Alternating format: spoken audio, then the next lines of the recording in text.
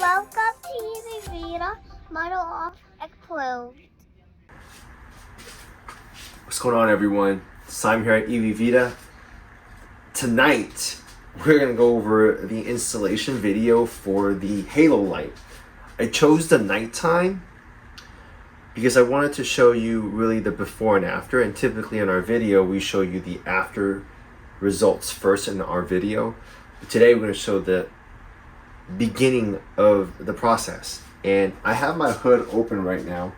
I'm going to turn off the background light or dim it considerably. You typically have the following lights, and I actually have my trim removed on this table, but you have these one side light, and then you also have this one light here that's currently disconnected that I'll reconnect for time being. So these are all your lights, and this is how bright typically your trunk light is. And while it's not the dimmest light, it certainly isn't the brightest light either. So what we did with the halo that you've seen installed in Mini Car is we've taken this light and we modified it so that it can accommodate the halo installation. We'll go ahead and install this, and you'll see that it's working, the working module, and then we'll show you actually how so you see it works fine, but we'll kind of get you a closer look of what the module looks like as we turn on the lights.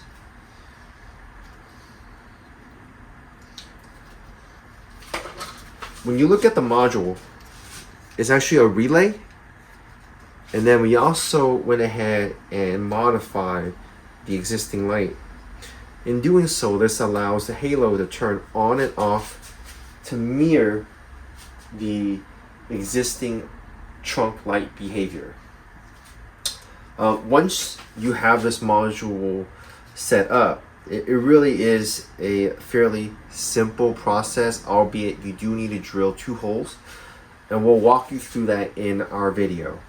So we've removed thus far the trims already. If you haven't done it before, you can check out many of our other videos, which highly describes how easy it is to remove your trim from your trunk panels.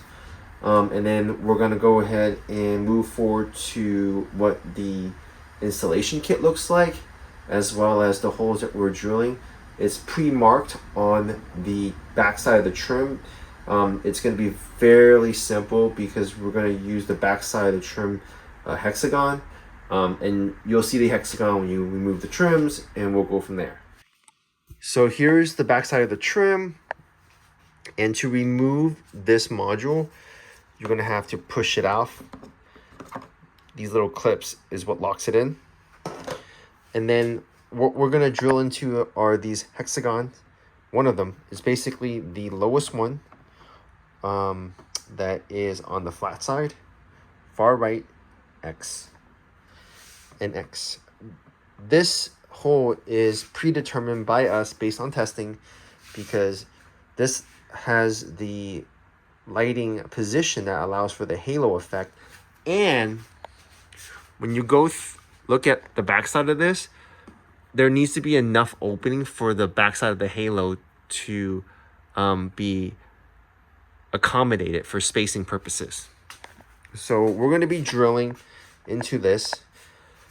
The kit, as we walked you over, consists of, let me move the keys out the way, what's in here, which is the lighting, that's connectors, and then the wiring that connects to the 12 volt and ground. It also comes with this drill bit that we're going to be using that's drilled to size on the trim. And then it also comes with some cables, some zip ties, and the taps. We're not going to be using the taps on this kit. We typically use posi taps, as you can see in our module. As you look closely, the module is here, and it is tapped in the back side, and it has the relay, and it has multiple posi tabs that we're going to be relying on. So we're going to go ahead and start drilling the lighting and go from there. So we just finished drilling the 2 holes, one here and one here. Go ahead, clean off any of the remnants, and these are where the halo light's going to be. So what we're going to do is we're going to grab the halo lights, this kit, and position the halo lights to each hole. And then we're going to show you the process in doing so. So here's one of the halos. And first and foremost, for us to be able to install this light, we have to take apart this upper screw bit. So what we need to do is loosen the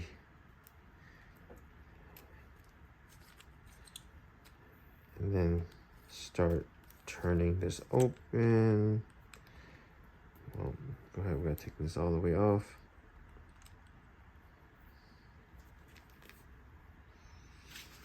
Put our screw aside.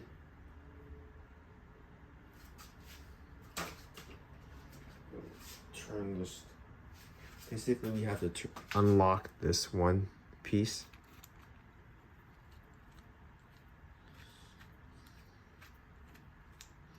So as you see, I'm just basically unlocking the harness. We're gonna slide this through. And then just reinsert it back. You don't have to overly tighten this, but make sure you get it to the spot that it needs to. You can kind of play around with it to center it a little bit better. For the most part, it should be pretty good once you have it in there. And then, of course, you position this piece back. I didn't have to take it apart, but it certainly allows for more room and finesse if I want to do it. So I'll just go ahead and you can leave it on though. And it really doesn't matter which direction because you don't really need that much length for the cabling. I'm going to go ahead and do the other side as well. So again, then this side is going to be a little shorter, but it's okay because the other cables extend here. I'm going to take off this screw, and what this screw does is that it tightens this locking mechanism, which we will rely on later. So again, I'm simply removing.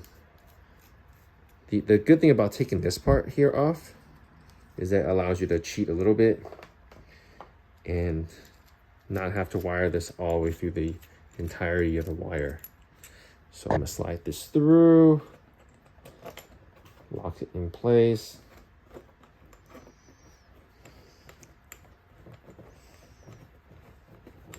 And it should tighten.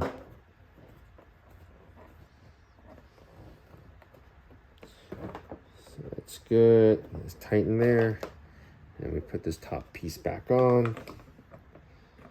And while it's not required, it's always helpful to everything. And now these pieces are nice and tight. Not much wiggle room. So these connectors is then connected back to the main hardness. So you'll see in the kit, they'll have this hardness here that I'm currently cutting. And on one end, it is the 12 volt and ground. And in the other end, we have connectors for basically each individual switch. Go ahead and connect these respective switches. They really don't have any size, so I will go with the shorter side on one. Obviously, the one that's closer here would probably be more desirable. And then lock this in place. So once these are locked in place, you'll have an excessive amount of wire here. It's okay. We'll be able to tuck this in later. We'll go ahead and scoot back. All right, so now you have both lights installed on each end. One over here, and then one on this side right here. You have the cables connected, and then you have finally these two. So this is how it's going to work. The module is going to connect to the wires, and here's the connection. You can also rely on your screen and look at the diagram. So these two wires, the ground is going to go to pin 3 on the vehicle. So when you disconnected the wire that insert in there are 3 pins. And the pin that I'm referencing to is the purple and black wire. So the ground from the lights will go into the purple and black that we're going to tap into. The 12 volt here will be tapping into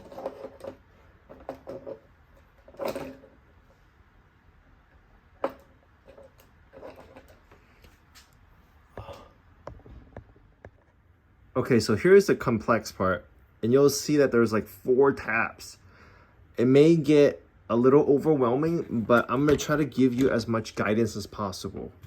First and foremost, remember this cable here that had both a positive and a ground? Well, basically the ground is tapped into pin number 3 of this wire, which goes into connects to here.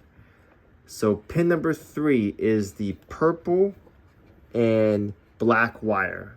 So we are going to tap into that with the ground. The power that's coming from the lights is then tapped into the relay, and the relay that we're tapping into is relay number 4. Okay? And then relay numbers 3 and 1, it's a joint tap. So how these wires are connected here. This particular wire then is tapped into pin 1, which is the yellow wire. It's another color in there. I think it's yellow and green, but it's yellow, pin 1. So, and then finally, the wire that's coming out of the module is connected to pin 6. So look at our diagram really quickly and you'll figure that out, all that out. So as you can see, the lights are here and they're both installed. This particular extra cable, we're gonna go ahead and place it in this flat area.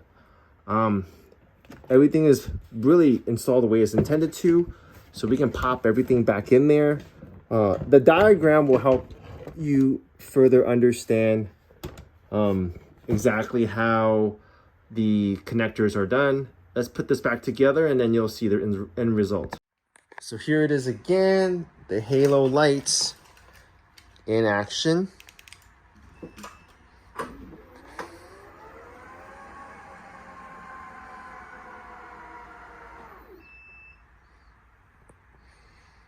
And it's not those lights, but the ones here. Back.